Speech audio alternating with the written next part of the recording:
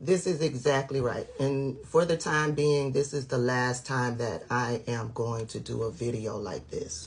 Why? Because my entire page is about educating folks on our politicians and what they are doing so that they can make the best informed decision when they get into that voting booth. However, we have all been watching the conflict and what's been going on over in the Middle East. And as a result of that, a lot of us have stood up and are supporting the people of Palestine because we see what Israel is doing. We see it. And Israel is backed by the United States. And so a lot of people are blaming the United States, specifically Joe Biden, for what's happening to the people of Palestine. The truth is, every American president, I believe, since 1947 has been in support of Israel.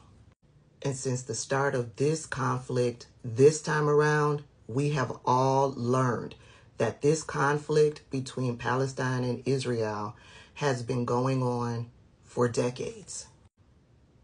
Specifically, this has been going on for decades, and the United States has been in support of it for decades.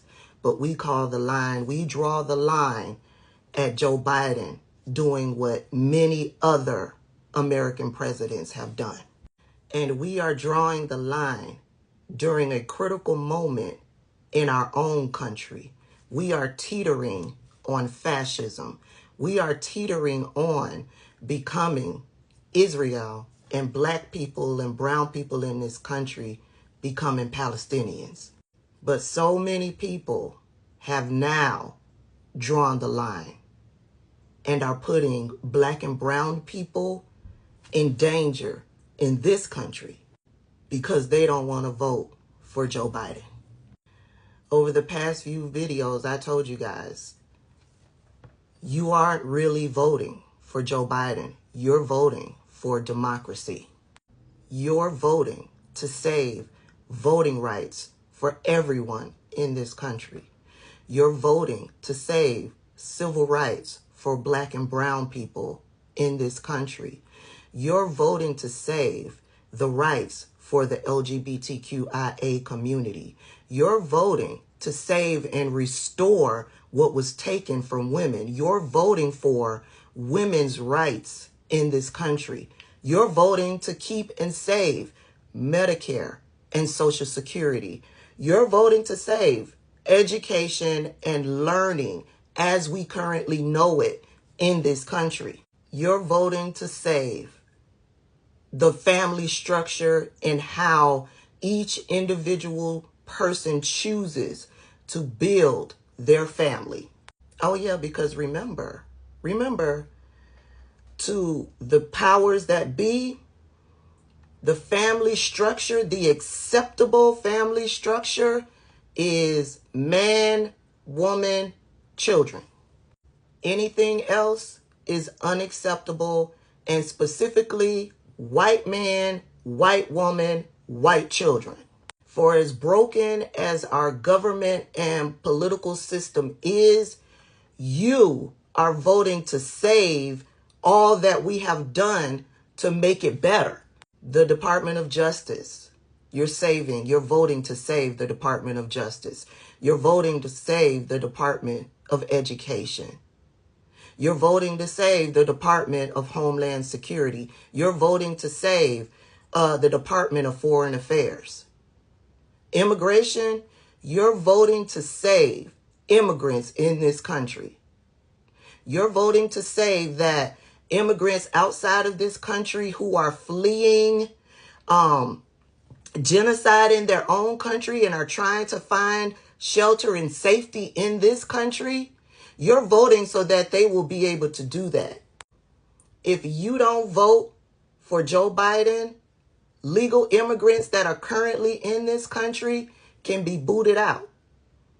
See what Ron DeSantis did down in Florida. He booted out all of the immigrants down in Florida. I told y'all everything that Ron DeSantis is doing in the state of Florida is step by step in Project 2025. Let's take a step back and go back to women's rights. Tommy Tuberville, who is holding up military promotions and things like that because he wants the ability for women in the military to get abortions to be taken away. That is Project 2025. Freedom is on the line. And when I say freedom, I'm talking about freedom of religion. If you are not white and Christian in this country, you may not be free to practice your religion in this country. Freedom of speech. Yeah, a lot of people may think that because they're held accountable for spewing racial slurs at black and brown people, they may think that is problematic. But removing freedom of speech altogether, baby, that is problematic. The freedom to protest. Your ability to stand up and say, no, government, I don't like what it is you're doing. That will be completely taken away.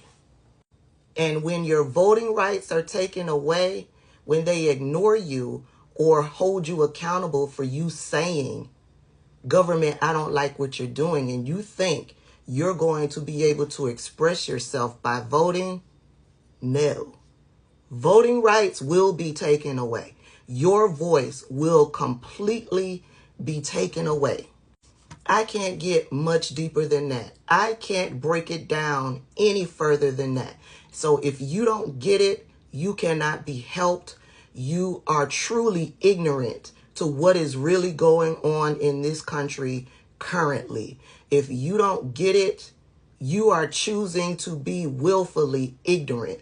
And I would advise you to go out and just read the conservative promise portion of Project 2025.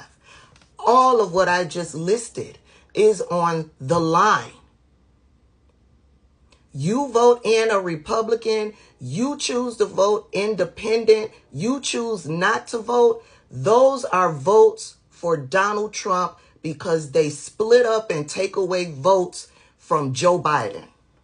And if you don't get that, and Donald Trump gets into the White House, all of the chaos that ensues is on your hands. And I guarantee you, lives will be lost. So their blood will be on your hands. You can go around talking about fear-mongering is not going to change your mind. Okay. Okay. That's all I got. Back to our regularly scheduled programming because they're supposed to be going back to Congress to try to vote for a new speaker. We'll be talking about it.